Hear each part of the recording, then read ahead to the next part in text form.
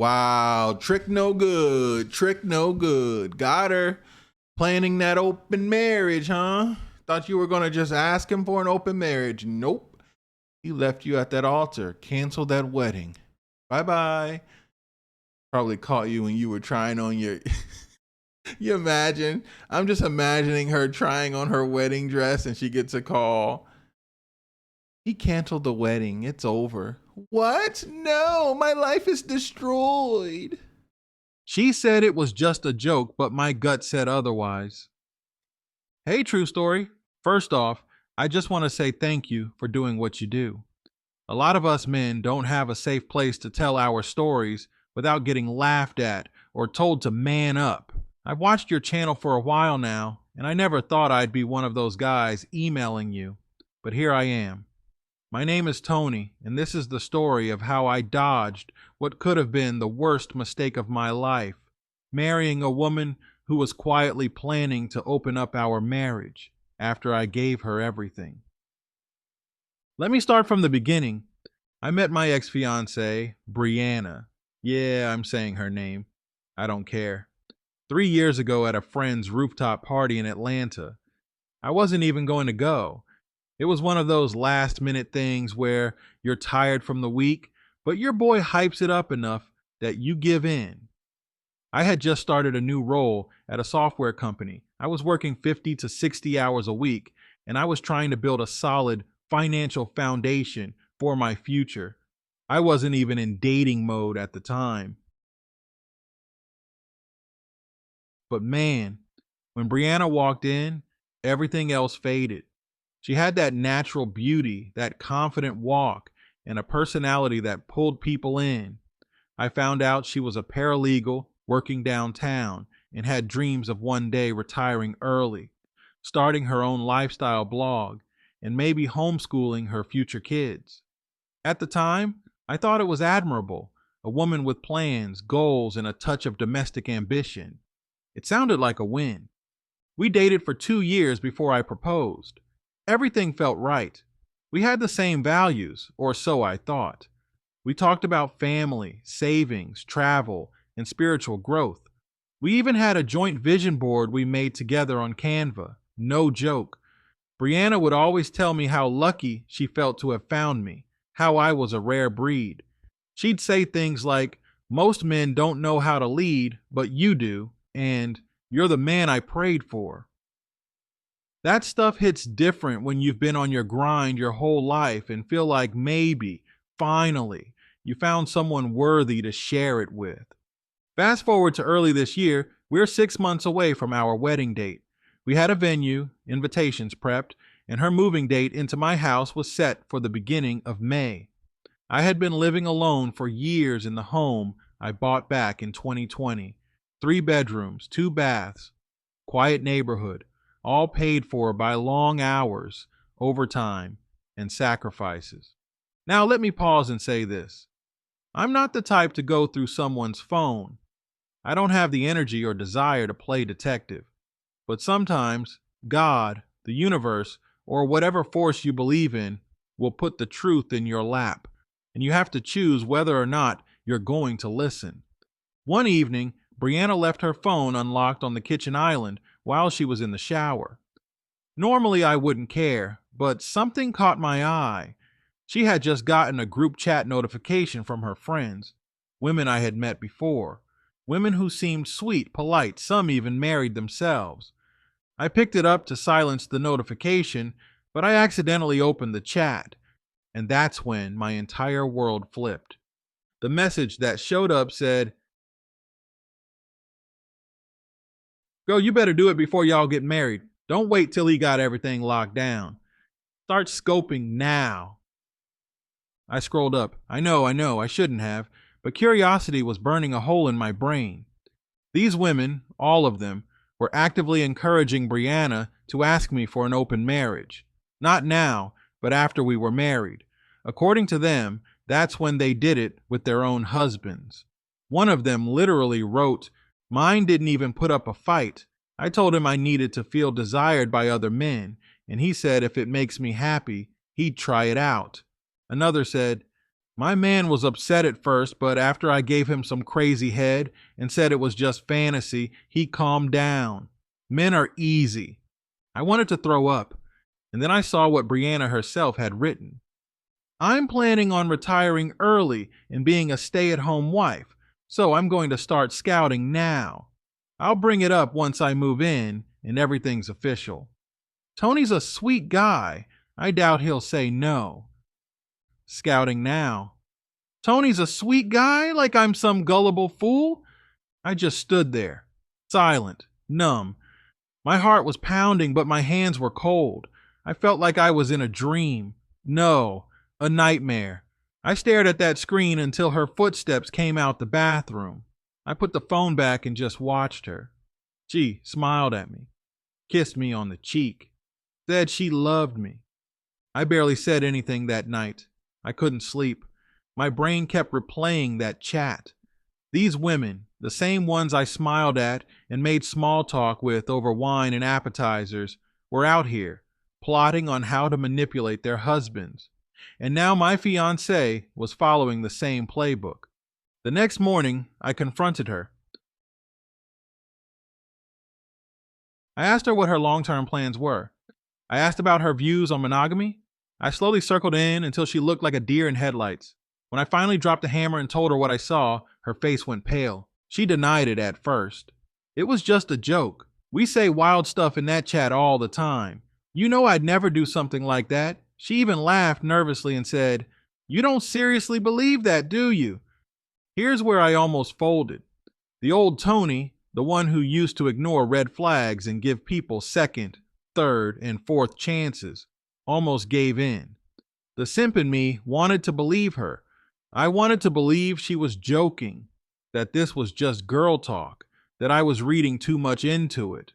But this time, my brain made an executive decision. My gut feeling was screaming at me, and I finally listened. I told her the wedding was off, that I couldn't trust her, that I didn't build everything I have just to hand it over to someone scheming behind my back. She broke down crying, screaming, pleading, said she had nowhere to go. Her lease was up in a week, and the movers were already scheduled to move her stuff into my house. She begged me not to ruin her life over one dumb conversation, said I was overreacting, that she loved me. But I knew better. I canceled everything. The movers, the wedding. I even texted her parents and told them the wedding was called off. They were surprisingly respectful and said they understood. I blocked her on everything. And let me tell you, something woke up in me after that. I realized I had spent years grinding for a life that was mine. And I was about to hand it over to someone who saw me as a stepping stone, a walking retirement plan, a placeholder until she could scout other options. Nope, never again. I started hitting the gym harder, put more time into my business, spent weekends hiking or reading instead of planning seating charts and engagement photo themes. And every day that passed, I felt stronger, clearer, wiser. Friends told me I was lucky, that most men find out too late, after the vows, after the house is joint, after the kids. I caught it before the papers were signed. A few weeks later, a mutual friend told me Brianna was couch hopping. Her lease ended and her parents wouldn't let her move back home out of principle. Apparently, she tried reaching out through a burner account, but I didn't respond. She started crying on social media about men being cold and heartless. I didn't say a word because I don't owe her anything. She made her plans. She laid out her timeline. She was ready to turn my life upside down once the ink was dry and her position was secured.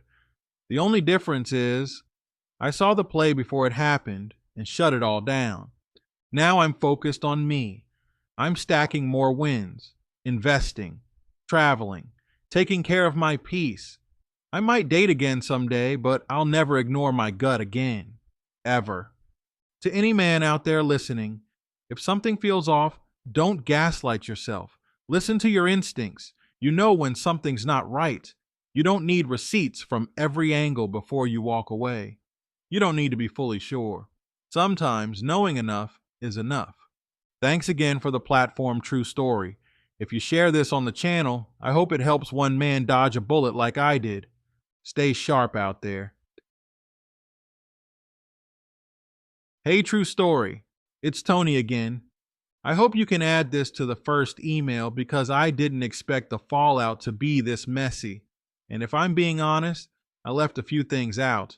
Not because I was holding back, but because I thought it was over. I thought blocking her and canceling everything was the end of it. Turns out the real test came afterward. So, like I mentioned, Brianna's lease was up. She had already quit her job a month before our planned move-in date. Said she was going to focus on home projects and planning our wedding full time. She told her friends she was going to live the soft life while I handled the bills.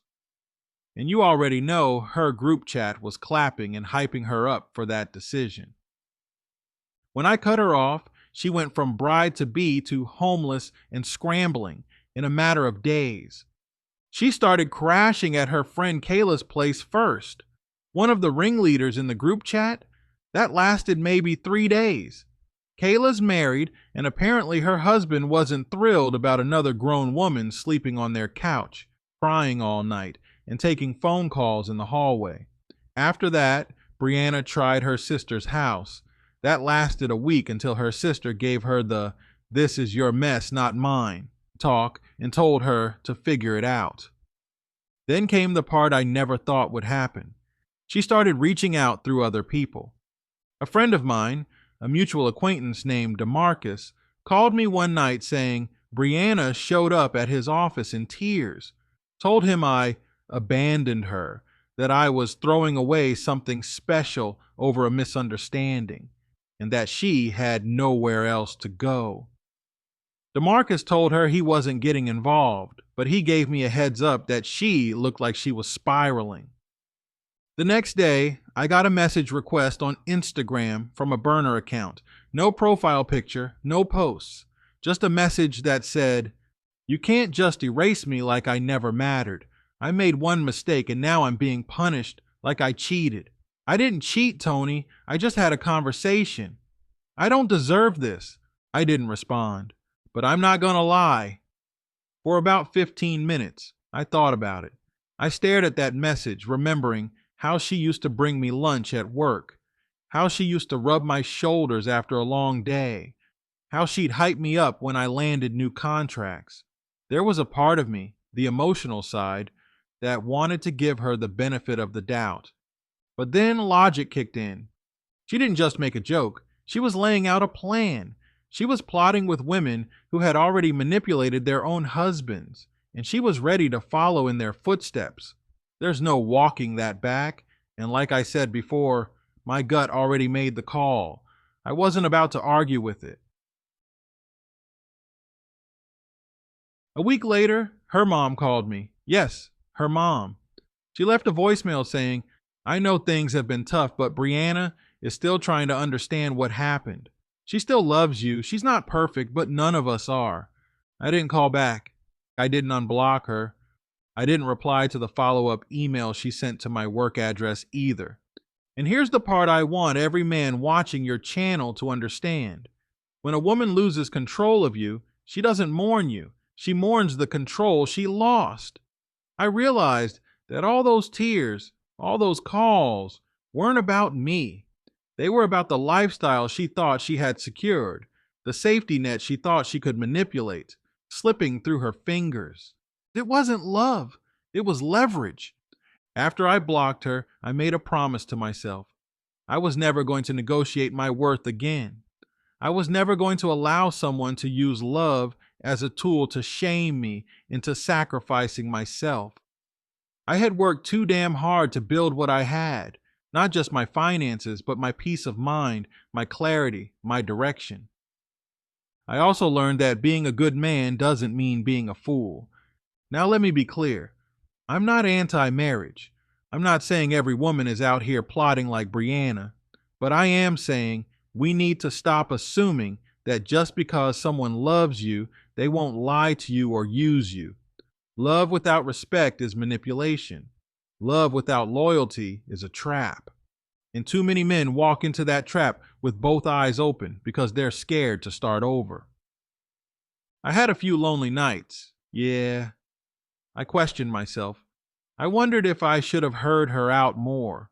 Wondered if there was a chance she would have changed her mind. But then I'd remember that group chat, and I'd remember how calm and casual she was while talking about scouting new men. That doesn't come from nowhere. That comes from mindset, from values. That's not something you can change with an apology. It's now been almost 3 months since I cut her off. I've deleted all the wedding stuff. My weekends are peaceful. I've been mentoring a few younger guys at work, telling them my story, encouraging them to keep their heads on straight. I took a solo trip to Arizona, hiked in Sedona, meditated on red rocks, took some time to realign. And I gotta say, I'm the happiest I've ever been. There's a freedom that comes with walking away from something toxic before it poisons your life. Most men don't get that chance. They find out years later, after alimony, after custody battles, after emotional destruction. I got out before the damage, and I'll never stop being grateful for that. I know this might sound dramatic, but part of me feels like I was chosen, like I was meant to find that group chat. Like some force said, let's give Tony one last peek before he signs his life away. Because if I hadn't seen it, man, I would have been on your channel years from now with a much worse story. To any man listening, you are not crazy for walking away from disrespect. You are not heartless for protecting what you built. You are not weak for being done with someone who showed you who they are. I didn't wait for her to cheat. I didn't need physical proof. I saw the mindset, and that was enough. And to Brianna, if you ever hear this, I hope you find what you're looking for, but I hope you do it without deception, without games, and without trying to mold good men into fools. You had a good man, but you treated him like a backup plan. I was never your plan B.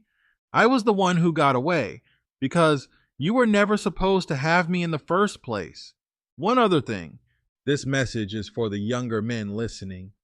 I want to talk to you directly. The 18-year-olds, the 22-year-olds, the guys just entering the workforce, finishing college, getting their first place. You're ambitious. You've got dreams, and you might be thinking about settling down with someone. You're probably watching other people pair up and wondering if it's time for you to find your person. Listen closely. Put yourself first. I don't say that as some bitter post-breakup advice. I say that as a man who nearly handed over years of sacrifice to someone who saw me as nothing more than a vehicle for her soft life. I say that as someone who nearly let love override common sense. And I say that as someone who now sleeps better than ever because I walked away before it was too late. In this world, especially today, you cannot afford to prioritize a woman over your mission. You need to build something for you. You need to get solid on your foundation, your money, your mindset, your purpose, your peace. These things are not optional. They are the difference between being a man of value and a man easily manipulated. Let me break this down a little more from lessons I learned the hard way. 1. Don't build your kingdom just to hand it over. I worked my ass off for years. I'm talking 60-hour weeks, taking on side projects, saying no to vacations, living below my means, investing smart, fixing my credit. And what did I almost do? I almost handed the keys to a woman who smiled in my face while plotting to open up the marriage once the ink dried. Understand something. Marriage is not just romance, it's a legal agreement. When you marry the wrong woman, she can take half of what you built, half your savings, half your house, even half your future earnings depending on the state you're in. So if you're going to commit, make sure you're doing it with someone who respects you, not just someone who says they love you. 2. Watch how she talks to her friends about you. Fellas, please stop thinking girl talk is innocent. The things your woman says to her friends behind your back say more about her values than anything she tells you face to face. In my case, I found out my ex-fiancée called me sweet, soft-hearted, and non-confrontational. Those sound like compliments until you realize she said it in a chat about manipulating me into an open marriage after she moved into my house. If your woman brags about how she runs the relationship, or how you're too good to lose, or how she's planning to level up off your efforts, pay attention. It means she's treating your commitment like a contract she plans to renegotiate on her terms later. 3. Never let guilt override your gut. I almost caved, true story. I almost let her convince me it was a joke, that I was overreacting, that I was heartless for canceling her move in after she ended her lease. But when I blocked her, when I stood firm, when I reminded myself who I am, something changed in me. And I want that for every young man out there. Learn to trust yourself. Your gut is not lying to you. That feeling you get in your chest when something feels off, that's your internal compass. Don't ignore it. Guilt is a weapon. Manipulators use it to make you second guess your worth. Don't fall for it. 4. You don't have to prove you're a good man. Let me be blunt. Too many of y'all are out here trying to prove to a woman that you're a good man, that you're loyal, that you're capable, that you're better than her ex, that you'll do what he couldn't do. Stop. Being a good man isn't about her. It's about you. You don't have to perform for anyone. You don't have to earn love by overextending yourself. And you sure as hell don't have to fund someone's lifestyle just to prove you're not like the rest. Let your actions speak for themselves. Build your value. Keep your standards. And whoever comes into your life needs to meet you there, not pull you down. 5. Marriage is a risk. Don't let anyone shame you for being cautious. There's this pressure, especially on successful men, to eventually settle down. People will say things like, "You're just scared. You don't want to die alone. You need a strong woman beside you." But the reality is this: marriage is the most dangerous decision a man can make in modern times. One wrong woman can destroy your finances, your mental health, your social reputation, and your future. And the worst part? She doesn't even have to break the law to do it. So take your time, ask hard questions, set boundaries, and if anything feels off, you walk. You don't owe anyone your peace. You don't owe anyone your future. Protect it like your life depends on it, because it does. Final thoughts. Be the prize, not the provider of someone else's fantasy. After everything I went through, I came out with one simple truth. If you don't value yourself first, someone else will assign you a value that benefits them, not you. That's what almost happened to me. I was going to marry a woman who didn't love me for me. She loved what I provided. She loved what I represented. She loved the future I built, not the man who built it. You want to be loved for your character, your values, your soul, not just your wallet or work ethic. So build your value, yes, but guard it like treasure, because it is. To the young men listening, don't just work hard, work smart.